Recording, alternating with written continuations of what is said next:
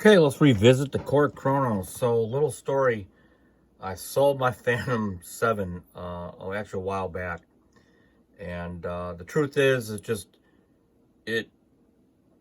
for me, the Fantom 7 never really maturized into an actual full-fledged, complete workstation. It was always in work in progress.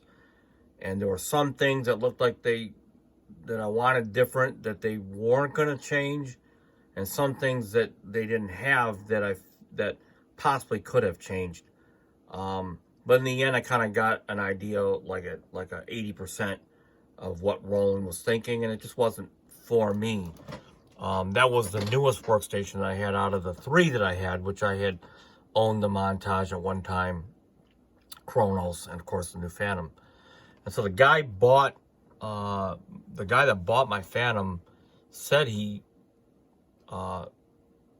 could have gotten a Kronos, but he decided on the Fantom. And I thought that kind of after the fact, I was telling him how things I didn't care for about the Fantom and all that, but we all buy things for whatever the reason, and a lot of it has to do with the lens that you look through at the moment based on the gear that you have.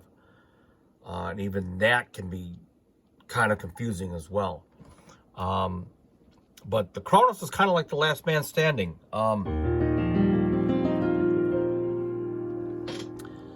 And out of all the workstations, it really was the most complete workstation out of all three. And even though it didn't have the sounds, which I'm going to talk about in a minute, there were some really cool things that they did, and I'm going to rehash it now.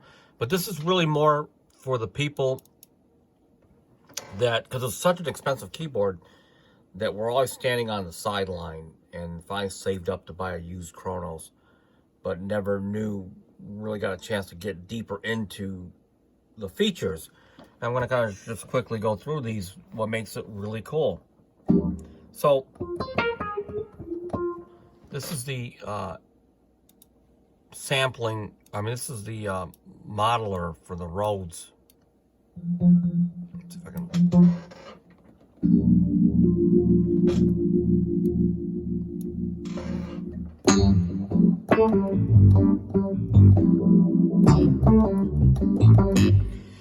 And as long as you're in this engine, it's really cool. You can go in, I'll just double click it here, and you can go into real quickly like a Mark V, put a compressor on it, and all of a sudden you got yourself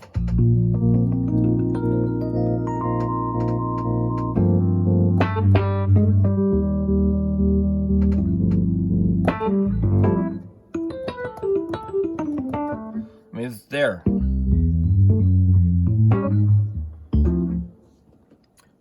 And you can go into the reed pianos. Here's a Mark I with put a wah vox on it.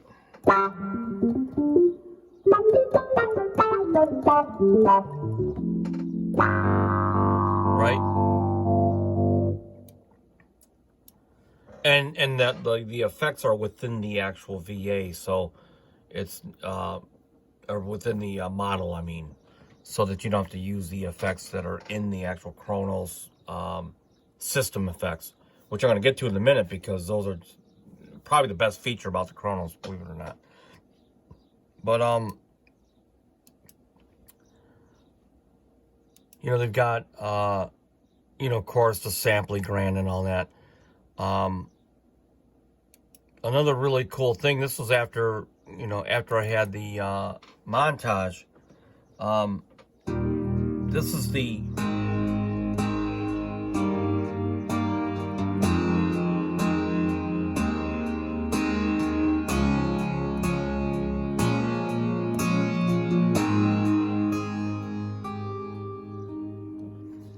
these are actual DX7 sounds that are in here. Now, the Montage had an 8 operator DX7 in there, FM engine, but you had to convert your DX7 sounds, which is ironic. And this, you can just load the 6X data right into here and it'll read it.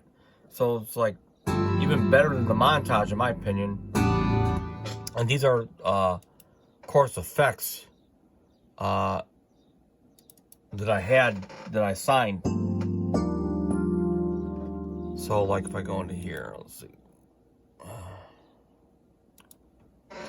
Stock DX7.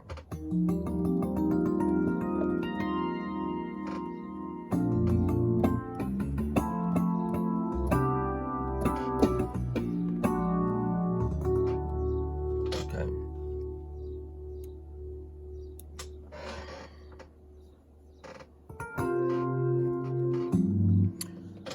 And that's really a nice feature to be able to have DX7 sounds natively imported.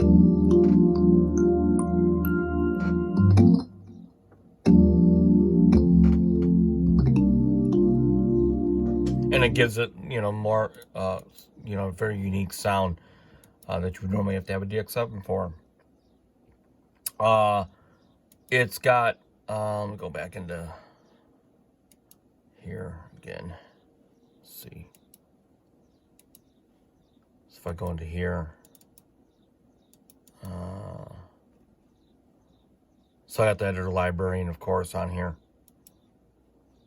So if I go into this is sort of like your analog.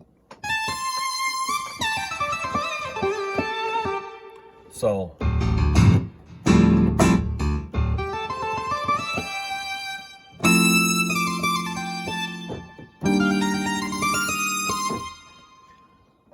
and this is your VL engine, your analog, virtual analog engine. You get up to 2 oscillators, but the oscillators have to be the same engine, so you can't intermix them. You can combine them, but it has to be in combi mode. So you would take one patch that uses the AL, and let's say layer it with another patch that uses the Mod 7, which you can do. Well, let me quickly show you where it really shines. So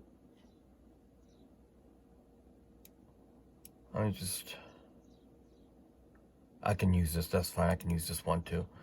I'm going to take a quick look at the internal effects and the multi-timbral effects from routing. So in this combi, you got over the 16 parts, you have 12 insert effects that you can route for the most part any way you want.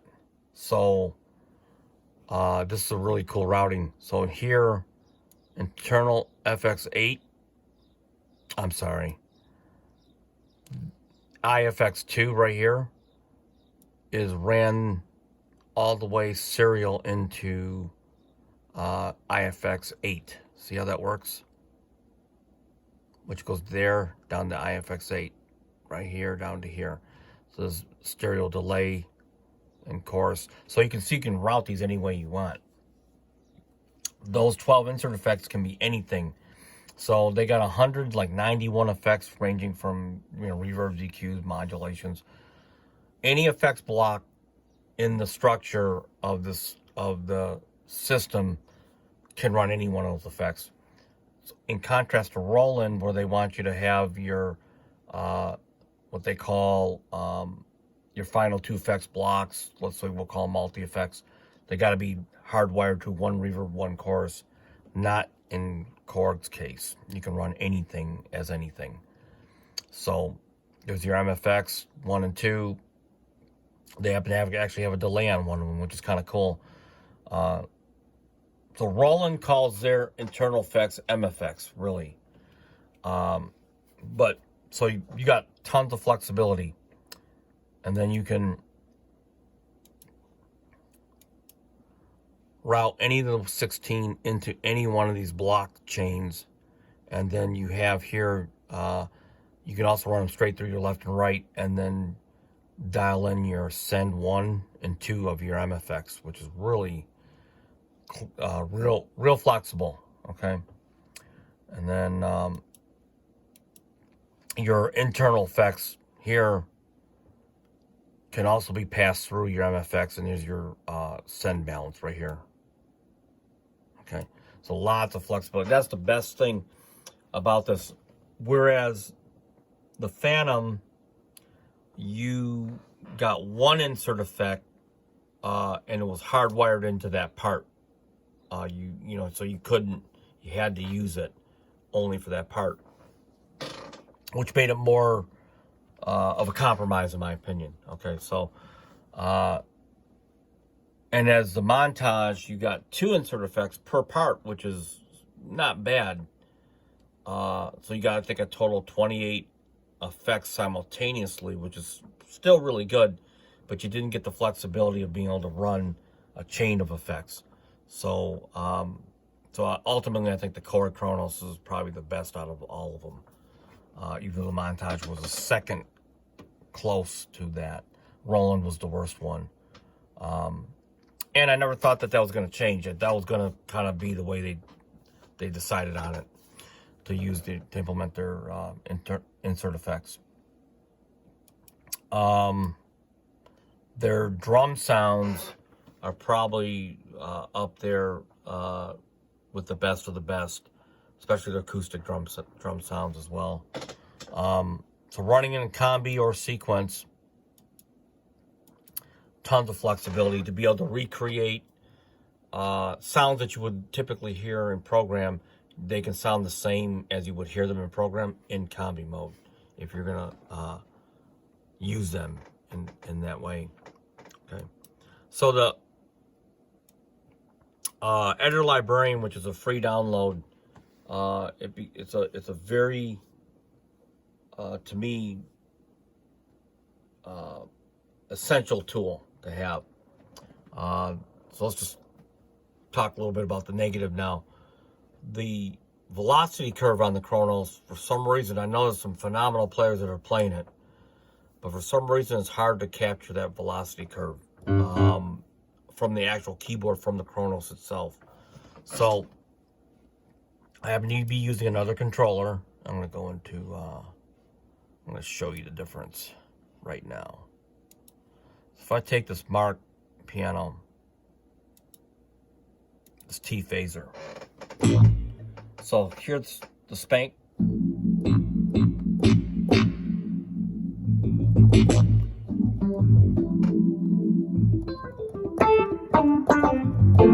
So I'm using a A88, but it doesn't matter. I can use any other like keyboard that has the general MIDI velocity curve, like the Triton, the M1, the SY77.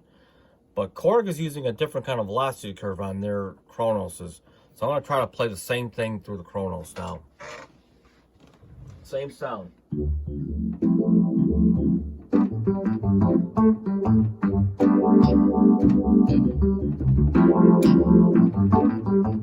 I can't get the spank out of it without hitting it really, really hard. We're here.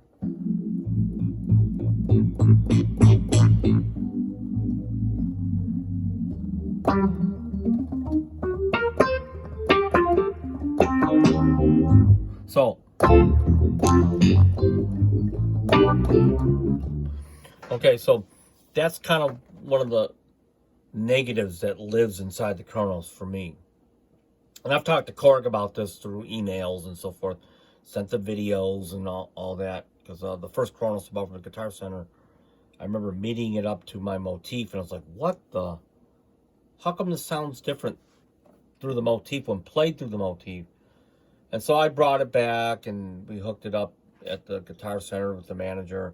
He says, oh, wow, that is different. And we had some correspondence for Korg, and I ended up returning it, only to buy the Kronos back further down the line and realize that I'm going to have to live with that negative, which was sort of a bummer. But another negative about the Kronos is there was no, like you'd see on the Roland and Yamaha, like octave transpose. You could go into it and